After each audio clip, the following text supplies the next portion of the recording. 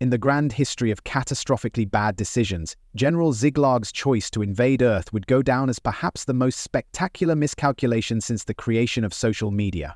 But on that fateful morning, as he stood on the bridge of the Orthgolian flagship Inevitable Victory, his iridescent scales shimmering with pride, he had no idea he was about to become the galaxy's most infamous punchline. The year was 2024, and humanity was busy doing what it did best, arguing about everything from climate change to whether pineapple belonged on pizza.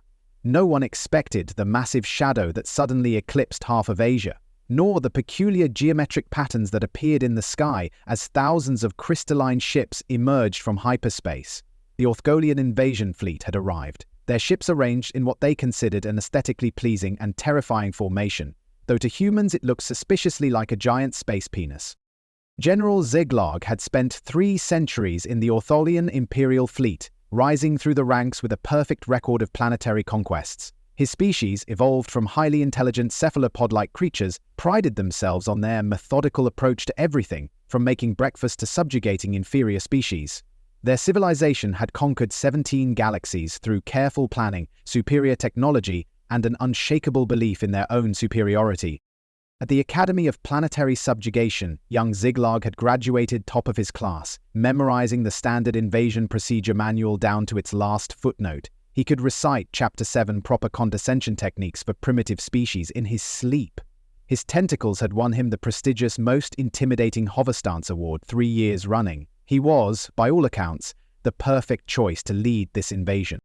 Meanwhile, on Earth, the initial response to the alien arrival was characteristically human. Social media exploded with memes, conspiracy theorists claimed vindication, and someone immediately created an OnlyFans account named sexy_alien_invasion. CNN's Wolf Blitzer maintained his trademark serious expression while reporting on what appeared to be a giant space squid fleet, while Fox News somehow managed to blame the whole thing on immigration policies. In Moscow, President Viktor Petrov was enjoying his morning borscht when his aide burst into the room, tablet in hand, showing live footage of the alien fleet. Petrov's first thought was that he had perhaps enjoyed too much vodka the previous night. His second thought was that this might finally be a chance to use all those nuclear weapons they'd been hoarding since the Cold War. After all, maintenance wasn't cheap, and the missiles were approaching their best before date.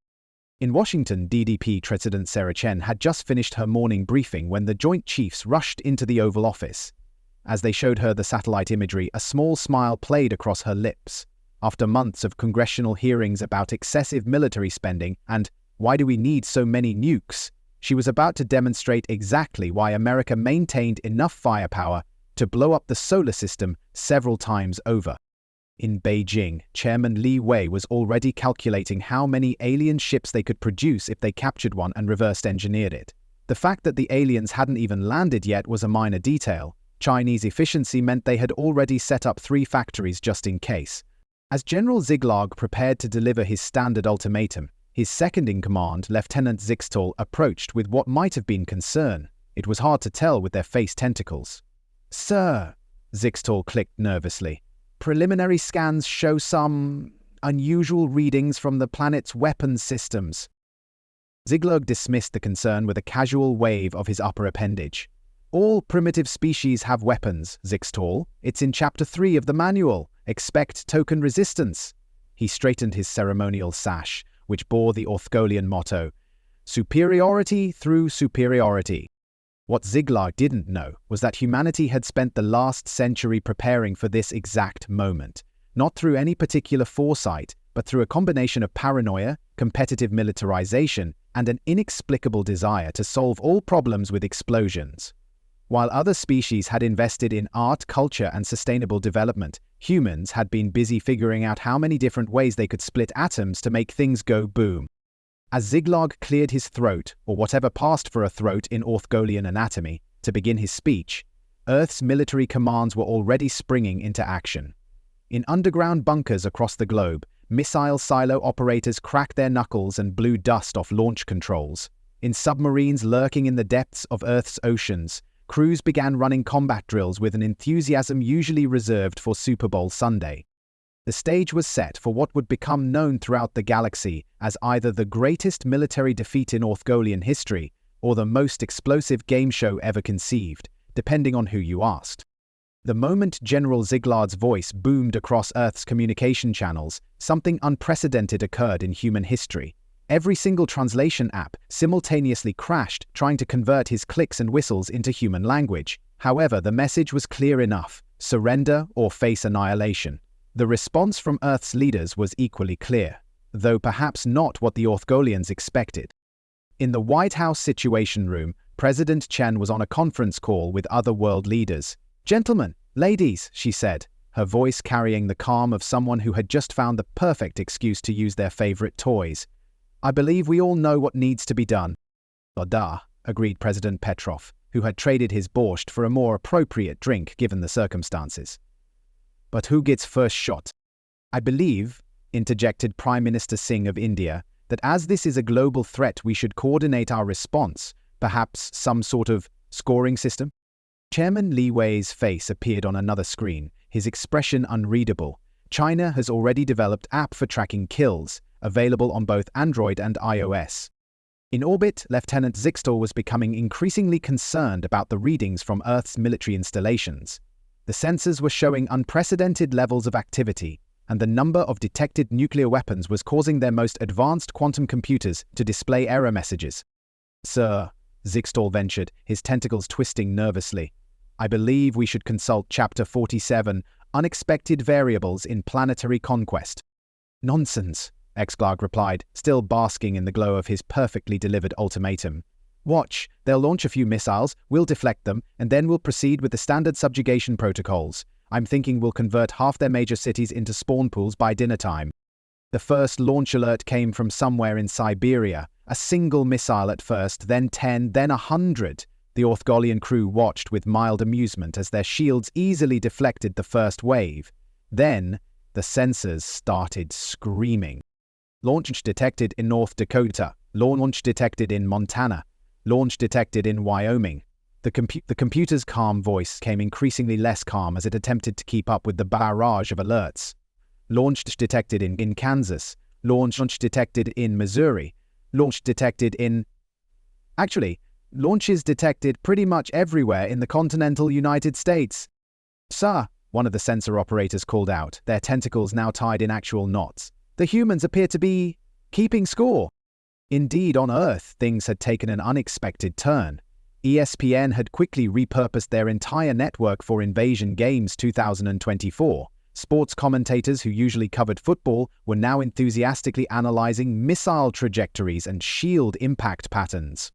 "And there goes another beautiful launch from the USS Pennsylvania," announced Bob Costas, who had come out of retirement specifically for this event.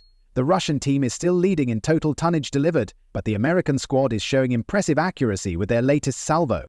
Social media exploded with hashtags: Alien Invasion Games, Nuke the Squid, Orthgolian Fried Calamari. Twitter users were keeping running tallies of hits and misses, while TikTok was flooded with videos set to "Another one bites the dust" every time an alien ship exploded. The United Nations, displaying unprecedented efficiency, had hastily convened an emergency session to establish official rules and regulations for what they were now calling the First Interstellar Defense Games. Representatives argued passionately about scoring systems, with bonus points being awarded for style, creativity, and minimal collateral damage to the ozone layer. Meanwhile, in the depths of NORAD, a young lieutenant named Sarah Martinez was having the time of her life. As the primary targeting systems coordinator for the US Strategic Command, she had spent years running simulations of nuclear launches. Now she was finally getting to use her skills in what she considered the ultimate video game. "Target locked on their command ship," she announced, her fingers dancing across the console. "Permission to attempt a trick shot?" Her commanding officer, General Thompson, raised an eyebrow. "Define trick shot, Lieutenant." "Well, sir," she grinned, "if we time the detonations just right, we can create a smiley face pattern in their shield matrix before it collapses." The Orthgolian command ship shuddered as another wave of nuclear detonations created what was, indeed, a perfect smiley face against their failing shields. General Xyglarg's face tentacles had turned an alarming shade of puce, a color traditionally associated with extreme distress in Orthgolian culture. "How is this possible?" he demanded, his voice rising to a pitch that made several crystal panels crack. Their nuclear arsenal should have been depleted hours ago. Lieutenant Zixtal, who had been frantically reviewing the standard invasion manual, finally found the relevant footnote. Sir, it appears we made a slight miscalculation. The manual's definition of excessive nuclear weaponry was based on rational species who understood concepts like enough and overkill. On Earth, the competition had evolved into something resembling an Olympic event. The BBC had David Attenborough narrating the destruction of alien ships with the same soothing voice he used to describe mating penguins. Here we observe the remarkable behavior of the human species when confronted with an extraterrestrial threat. Notice how they've turned certain annihilation into a sporting event, complete with merchandise. Indeed, street vendors outside major cities were already selling "I nuked an alien and all I got was this t-shirt" merchandise. Las Vegas bookmakers had set up complex betting pools on which nation would score the next kill, while Atlantic City had somehow turned the whole thing into a slot machine game. The French, true to form, had turned their nuclear launch procedures into an art form. Each missile was launched with perfect timing to create elaborate patterns in the sky, accompanied by a specially commissioned orchestra piece. Their nuclear submarine captains insisted on serving wine with each launch sequence, arguing that proper pairing was essential for maximum destruction.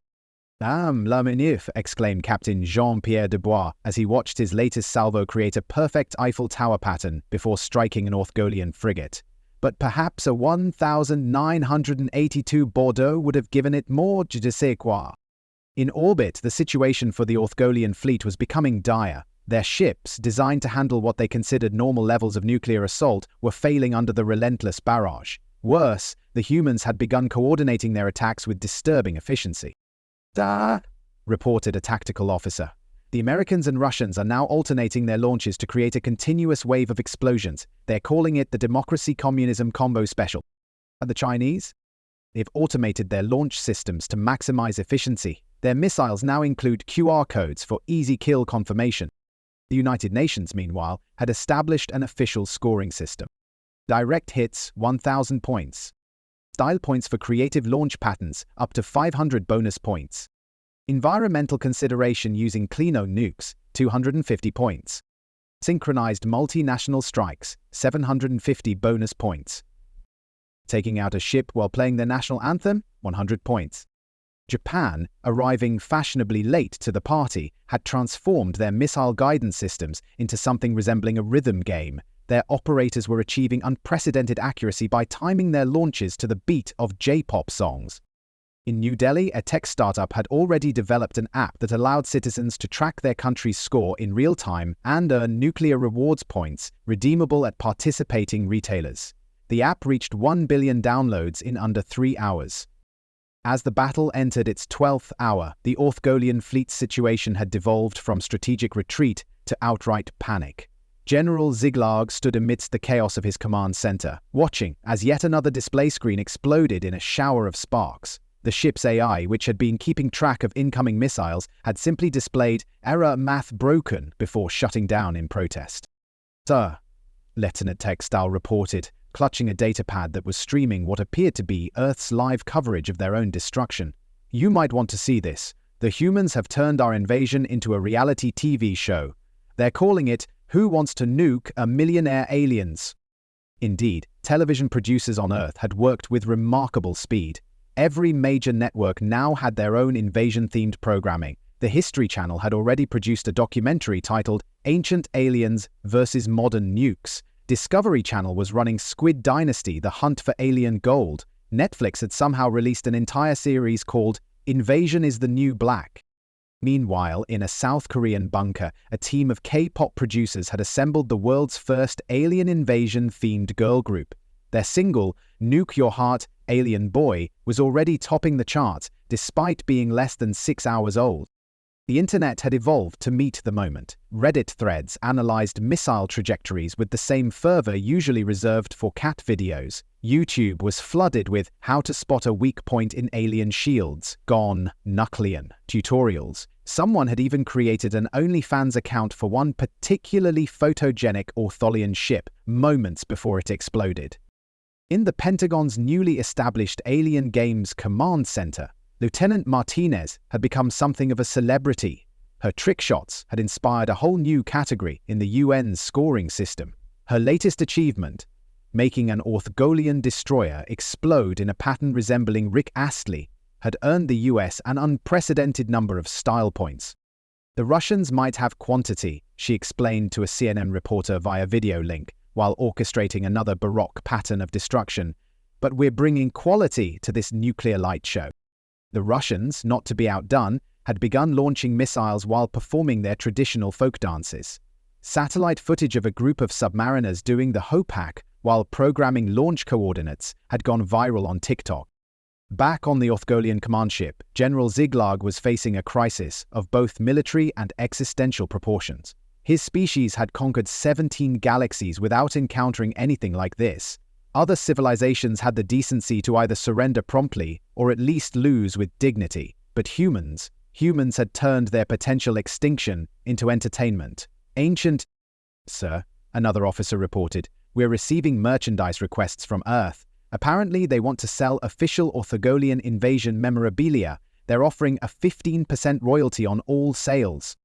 Before Xyglarg could respond, the ship's remaining sensors detected something new. The humans had somehow synchronized every remaining nuclear weapon on Earth for one final coordinated strike. The UN had dubbed it the Grand Finale, and it was being broadcast live across the planet, complete with commercial breaks and celebrity commentary. The Grand Finale, as Earth had dubbed it, began with a surprising musical choice. Someone had hacked the global communication systems to play We Will Rock You by Queen directly into the Orgolian fleet's communication channels. The rhythmic stomping and clapping seemed to perfectly match the launch sequences of thousands of missiles rising from Earth's surface. This is unprecedented, stammered a BBC commentator, barely containing his excitement. We're seeing coordination between nations that historically couldn't agree on the color of the sky. North and South Korea are launching in harmony. India and Pakistan have synchronized their targeting systems. Even Switzerland has decided to be non-numeral for this special occasion. The Orthogolian fleet's remaining ships hung in orbit like confused jellyfish at a rock concert. Their sensors, those that still functioned, displayed what could only be described as an approaching wall of nuclear fire. The missiles had been launched in such a way that they formed intricate patterns in the sky, a dancing dragon, a soaring eagle, and what appeared to be a crude drawing of General Xyglarg with googly eyes. Sir, Lieutenant Zixtal said, his voice carrying the tone of someone who had accepted their fate but was still required to file the appropriate paperwork. Earth's media is asking if you'd like to make a statement before their season finale. They're offering primetime slots. General Xyglarg, his tentacles now completely tied in stress knots, watched as the last of his mighty fleet's shields flickered and failed. The Orthogolian Empire's most advanced invasion force was about to be defeated, not just militarily, but with theatrical flair and commercial breaks. On Earth, the excitement had reached fever pitch. Las Vegas had shut down all other betting to focus entirely on the final destruction tally. The United Nations Security Council had transformed into a panel of judges, complete with scoring paddles. Even the International Space Station astronauts were providing color commentary from their unique vantage point. The Chinese formation is absolutely stunning, reported Commander Chen from the ISS. They've arranged their missiles in the shape of a QR code that, if scanned, leads to their official invasion merchandise store. The French contribution to the finale was particularly spectacular. They had somehow managed to time their launches to create a nuclear light show that spelled out au revoir in cursive. The Russian missiles followed, forming a perfect hammer and sickle pattern, while the American warheads arranged themselves into what could only be described as a nuclear fireworks display, spelling FRED in Lieutenant Martinez, now promoted to captain for her outstanding contribution to nuclear choreography, had saved her masterpiece for last. Working with a team of former Disney Imagineers, she had programmed the final wave of US missiles to recreate the entire opening sequence of Star Wars, complete with scrolling text made of nuclear explosions. As the final barrage approached, General Xyglarg made what would become known as the most embarrassing retreat order in galactic military history. "All ships," he transmitted, his voice cracking. "Implement emergency protocol. Run away." But it was too late. The grand finale struck with the combined force of humanity's remaining nuclear arsenal, choreographed to the final crescendo of Tchaikovsky's 1812 overture. The Orthgolian fleet disappeared in a display that would have made both Einstein and Broadway producers proud. In the aftermath of what would become known as the greatest show off Earth, humanity found itself in an unusual position, victorious, slightly radioactive, and suddenly very popular in galactic circles. The footage of Earth's defense had gone viral across the cosmos, transmitted by the retreating Orthgolian ship's communication systems. The United Nations Assembly Hall had been transformed into something resembling a sports awards ceremony. Nations were receiving medals for various achievements: most creative use of nuclear warheads, France; best technical performance, Japan; most efficient mass production of destruction, China; and best overall nuclear choreography, United States. Captain Martinez, now a global celebrity, was giving TED Talks on how to turn planetary defense into performance art. Her signature move, the Martinez maneuver, making nuclear explosions spell out sarcastic messages in cursive, was being taught in military academies worldwide. The Orthgolian Empire, meanwhile, was facing an unprecedented crisis. Their defeat had been broadcast live across 17 galaxies, complete with instant replays and expert analysis. General Xyglarg had become a galactic meme, his face tentacles appearing in reaction GIFs throughout the known universe.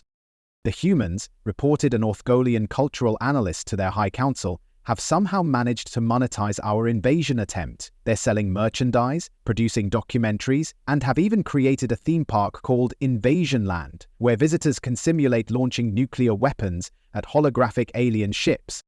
Earth's sudden fame had unexpected consequences. Other alien civilizations began sending diplomatic envoys, though they were careful to announce their peaceful intentions well in advance. The sight of Earth's nuclear arsenal had become the galactic equivalent of a "beware of dog" sign. The global economy had shifted to accommodate the new invasion entertainment industry. Hollywood was producing a series of films about the event, each more historically inaccurate than the last. The most popular was Independence Slay: How Earth Got Its Groove Back, starring Dwayne "The Rock" Johnson as every military leader simultaneously. Even the Orthgolians had to adapt. Their standard invasion manual underwent its first revision in 1,000,000 years, with an entire new chapter titled Earth Just Don't. They also began receiving royalty checks from Earth's merchandise sales, which their accountants found both humiliating and surprisingly profitable.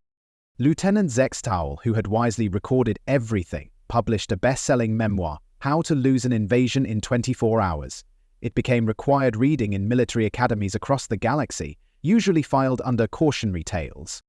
The United Nations established the Department of Extraterrestrial Sports and Entertainment, dedicated to maintaining Earth's reputation as the galaxy's most entertaining defender. They even began hosting annual reenactments, though with significantly reduced explosive power, after complaints about the ozone layer. As for General Xyglarg, he retired to a quiet moon in the Andromeda Galaxy, where he opened a small restaurant specializing in Earth cuisine. His signature dish, humble pie with nuclear hot sauce, became quite popular among former invasion commanders. The story of Earth's spectacular defense became legend, told and retold across the cosmos. But perhaps the most telling sign of its impact was the new warning that appeared in the Galactic Encyclopedia's entry for Earth. Earth, third planet from Sol, notable for turning planetary defense into performance art. Approach with extreme caution and a good sense of humor. Warning: may contain excessive amounts of nuclear weapons and theatrical flair. Not recommended for invasion attempts or reality TV shows without prior written consent and entertainment lawyers present. And so, humanity continued doing what it did best, turning potential catastrophes into entertainment, making weapons into art forms, and proving that sometimes the best defense is a good sense of showmanship, backed by an absolutely ridiculous amount of nuclear warheads.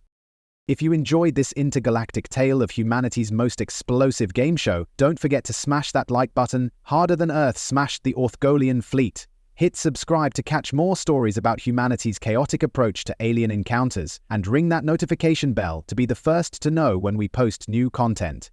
Drop a comment below telling us which nation's nuclear choreography was your favorite. And remember, in space everyone can hear you stream. See you in the next story.